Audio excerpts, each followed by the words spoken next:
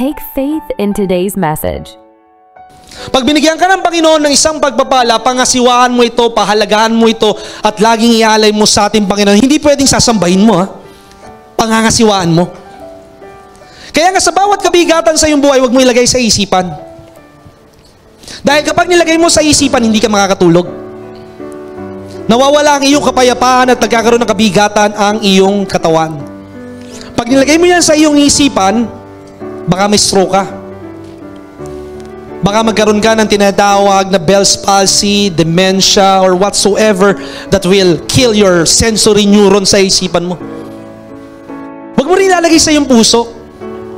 Dahil kapag nilagay mo sa iyong puso, malilinlang ka. Baka sisihin mo yung asawa mo, sisihin mo yung anak mo, sisihin mo yung kapitbahay mo, sisihin mo lahat. Because you will be emotional. Napakiramdam mo dahil sa kanila kaya hindi ka nagtatagumpay sa buhay.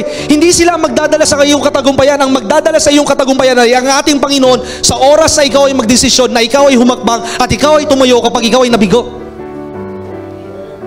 Kanino mo ilalagay?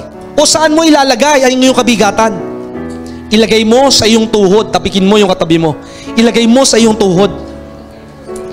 Kapag ikaw ay hinang-hina, kapag ikaw ay naguguluhan, kapag ikaw ay masaya, sa lahat ng panahon, ilagay mo sa iyong tuhod.